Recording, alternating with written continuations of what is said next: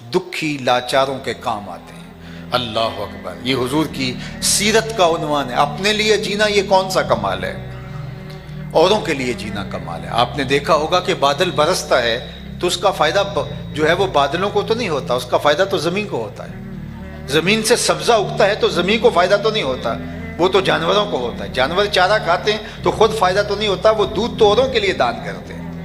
कभी आपने दरख्त को नहीं देखा होगा कि अपनी छांव में बैठा हो, वो तो खुद जुलसता है धूप के अंदर, औरों को छांव फराहम करता है। दरख्तों पर लगने वाला फल जो है वो औरों के कामो धन की तस्कीन का सामान करता है। औरों के लिए जीना कमाल है, औरों के लिए जिंदगी गुजारना कमाल है। औरों के लिए आपका दामन वसी हो जाए, लोगों को अपने दामन रहमत के हिसार में ले लें, लोगों के लिए नरम दिल बन जाए, लोगों की ज़रूरतों की तकमील करें। अल्लाह अकबर, ये हुजूर अलैहिस्सलाम की सीरत है। कितना सुथरा मुआशरा तश्कील पा जाए अगर हम सीरत के सिर्फ इन 6 उन्वान पे आ जाएं।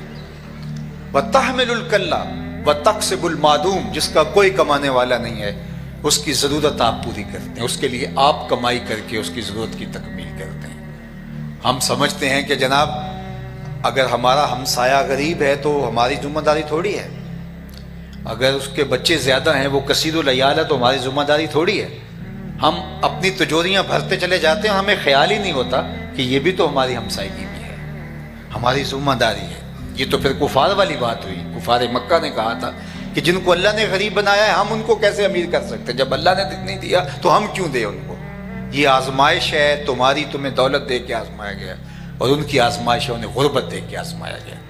मैं कहता हूँ इस्लामी मुआशरत के अंदर जब हम एक दूसरे का दर्द बांटने की जो तलकीन की गई है, मुझे बताइए एक गली के अंदर 10 घर हैं, अगर 10 घर एक गली के अंदर हैं तो उसमें से 2 घर होंगे जो गरीब होंगे, बाकी 8 घर जो हैं वो आसूदा होते हैं, और उसमें से कोई बहुत अच्छे होते हैं और कुछ चलो अपना गुजर कर रहे होते हैं। तो ये 10 गली के घर जो हैं उनमें से 8 अफराद अगर आसूदा हैं तो क्या वो इन 2 घरों को अपने ज़िम्मे नहीं ले सकते? सिर्फ अपनी ही गली संभाल लें, उनकी बेटियों को अपनी बेटियां समझ लें और उनकी शादियों का एहतमाम करने मुश्किल में उनके काम आ जाएं तो अल्लाह कितना राजी होगा। लेकिन हम समझते हैं कि हमें क्या लगे। नहीं, हमारा मुआशरा ये तो वैश्यों का मुआशरा है, इंसानों का मुआशरा तो ऐसा नहीं होता। तो अगर हम सिर्फ अपनी गली संभाल लें, मैं फहरिस्त बना लूं अपने मोहल्ले की, उमरा की भी बना लूं और गुरबा की भी बना लूं, और गरीबों की मदद अपने ज़िम्मे ले लूं, तो कितना अच्छा माहौल बन जाए, कोई भूखा ना सोए। हम दीन समझते हैं शायद सजदे करने को, हर साल उम्रे करने को। अगर हमसाया गरीब भूखा सो जाए 40 दिन नमाज कबूल नहीं होती। अल्लाह ने उन नमाजियों की मजम्मत की है जो नमाज तो पढ़े जा रहे हैं लेकिन हमसाये को बरतने की चीज़ भी नहीं देते, यमनऊन अल माऊन कहा गया ना, मामूली बरतने की जो चीज़ें होती हैं वो भी उनको देने के रवादार नहीं होते, लेकिन उनके सजदों की फहरिस्त देख लो, तहज्जुद भी पढ़ते हैं। तो अल्लाह ने कहा कि ये रियाकारी की नमाजें हैं, टकरें हैं, नमाजें नहीं हैं। चूँकि नमाज एहसास पैदा करती है, नमाज आपको जोड़ती है मुआशरत के साथ। तो इसलिए हमें मुआशरे के अंदर हुजूर की इस सीरत के उन्वान को लेकर के मुआशरे को दुखों को बांटना होगा, और मुआशरे के अंदर दर्दमंद, मजबूर, लाचार, मिस्कीन, यतीम उन लोगों का सहारा बनना होगा, उनका साहिबान बनना होगा। व तक्सिबुल मादूम व तकरी ज़ैफ़, और फिर एक वस्फ़ बयान फरमाया हुजूर का कि आप मेहमान नवाज हैं। मेहमान अपनी किस्मत का खाना आपके दस्तरखान पर लेता है, ये उसकी मेहरबानी है कि वो आया है।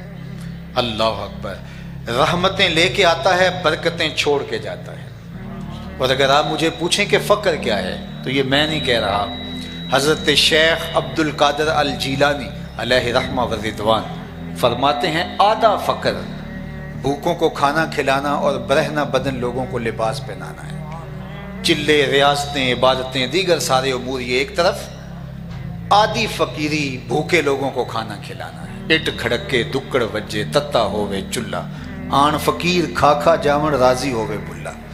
फ़कीरों का मिजाज है कि उनका लंगर चलता रहे, लोग आएँ, मिस्कीन, परेशान, दुखी लोग आए, उनकी ज़रूरतें पूरी हों, तो मेहमान नवाज हो जाएं, लोगों के लिए आपका वजूद रहमत बन जाए। और आखिरी बात, وَتُعِينُ عَلَى نَوَائِبِ الْحَقِّ، جو حضور کا وصف ام المومنین نے حضور کی سیرت کے عنوان سے بیان کیا، وہ یہ تھا کہ آپ لوگوں کے ساتھ کھڑے ہو جاتے ہیں جو مصیبت میں پھنس جاتے ہیں۔ ہم کہتے ہیں کہ ہمیں کیا لگے، ہم کسی کی آگ میں، پرائی آگ میں کیوں جلیں؟ تو پرائی آگ میں نہیں جلیں گے تو وہ پرائی آگ آپ کے گھر کو بھی جلس کے رکھ دے گی، آپ کے گھر کو بھی جلا دے گی۔ اس نے معاشرے کو توڑ کے رکھ دے کہ ہمیں کیا لگے۔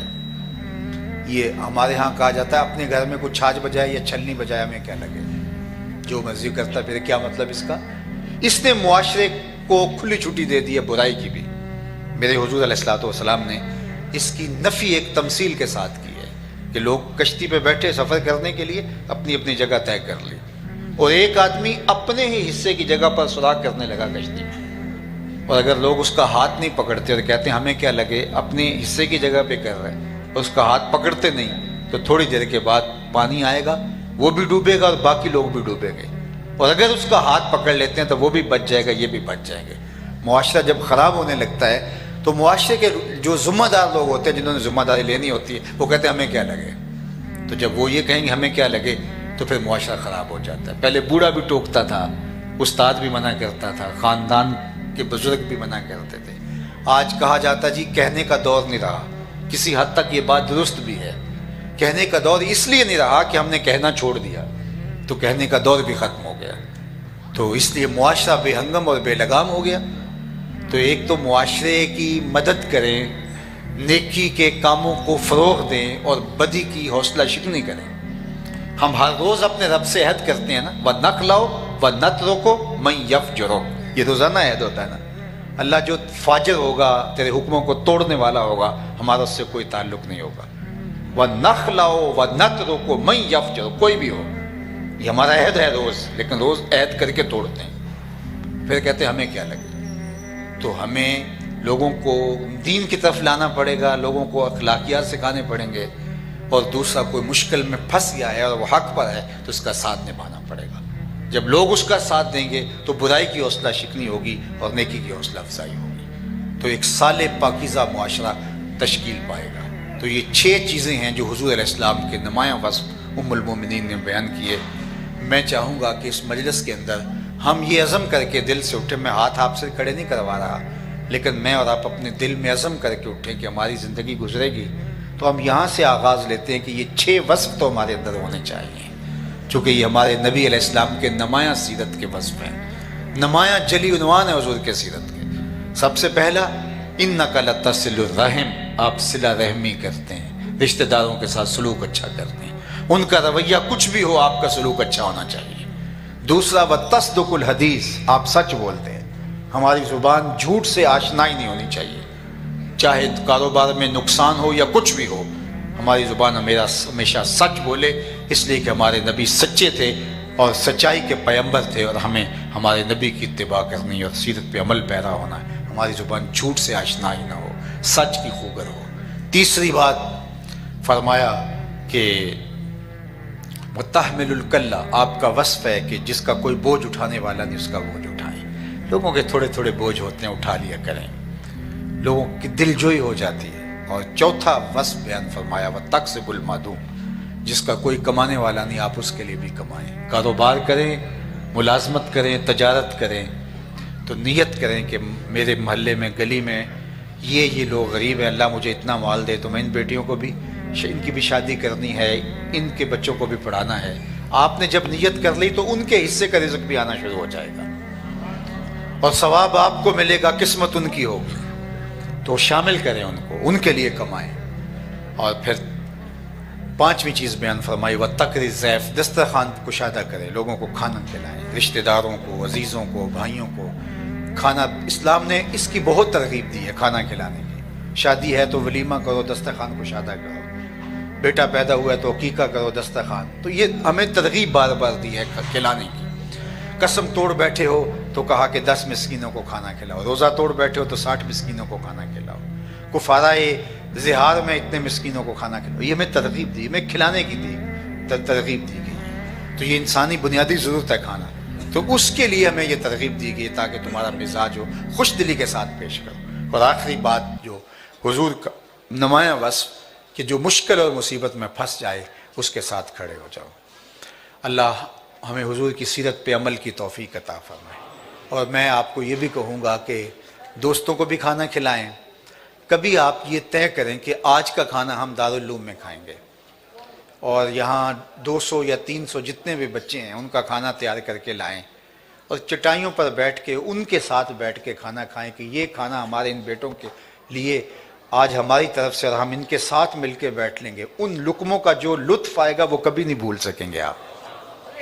یہ جتنے لوگ آپ بیٹھے ہیں 365 لوگ چاہیے پورے سال میں، تو یہ تو ہزاروں لوگ ہیں، اور ہر بار آدمی یہ کہے کہ 150 یا 200 آدمیوں کا جو ہے وہ کھانا ایک وقت کا میں اپنے ذمہ لیتا ہوں، تو یہ کچن کا تو مسئلہ ہی حل ہو گیا یہاں ایک ہی مسئلے کے اندر، اگر ہم حضور علیہ السلام کی سیرت کو اختیار کرنے لگ جائیں تو آئیے میں اور آپ، یہ اللہ نے یہ مجھے بڑی خوشی ہوئی، مسرت ہوئی، میں اصل تھکا ہوا آیا ہوں، لیکن اس کے باوجود بھی اتنی گفتگو کی اللہ نے ہمت دے دی، توفیق دے دی، تو بڑی مسرت ہوئی۔ اوپر نیچے کتنا ہجوم عاشقاں ہے، اور میں سمجھتا ہوں کہ اس امت پہ اور اسلام پہ اللہ کا کتنا فضل ہے کہ اس دور کے اندر بھی جو زوال امت کا دور ہے، اس دور کے اندر بھی حضور کی محبت سینوں میں رکھی ہوئی ہے، اس دور میں بھی اسلام کا پیار اللہ نے سینوں میں رکھا ہوا ہے، تو یہ ان کی حوصلہ افزائی کرنی چاہیے۔ مجھے خوشی ہوئی کہ علامہ صابر ایوب صاحب کا شکریہ انہوں نے جس طرح ادا کیا، حالانکہ وہ بھی ایک مدارس کا نیٹ ورک چلا رہے ہیں، اور ہم دیکھتے ہیں کہ یہ جس طرح تناؤ ہوتا ہے برادریوں میں، تو مدارس کا مدارس والوں کے ساتھ تناؤ ہوتا ہے، لیکن یہ عجیب ہے جب ہماری منزل ایک ہے تو ایسا کیوں ہے؟ تو ان کے بارے میں یہ جذبہ اور ان کے جذبات، ان کے بارے میں آج سے 10 سال 8 سال پہلے بھی یہاں آیا تھا، اور یہ آج بھی علامہ زبیر صاحب کا بھی اصرار تھا، تو کتنے زور سے مجھے علامہ صاحب صابر ایوب صاحب نے کہا کہ آپ نے آنا ہے، تو ان دنوں کے اندر نکلنا مشکل تھا، لیکن پھر بھی میں آ گیا۔ حالانکہ ہوتا یہ ہے کہ ایک جامعہ کا جو محتمم ہوتا ہے اس کی آرزو ہوتی ہے کہ فلاں صاحب میرے پاس آئیں اور یہ کسی اور کے پاس نہ جائیں، تو یہ میں کہتا ہوں آپ کے علاقے میں کتنا اللہ نے پیار رکھا ہوا ہے، اس پیار کو مزید فروغ دیں اور اس کو اور بڑھائیں زیادہ، اور جو ہے وہ اس ماحول کو، یہ اگر ماحول اس طرح قائم رہا تو انشاءاللہ یہاں قرآن کا نور، حدیث رسول کا نور پھیلے گا، تو اطراف کے اندر نور ہی نور نظر آئے گا آپ کو انشاءاللہ۔ تو میں آپ کے لیے دعا گو بھی ہوں۔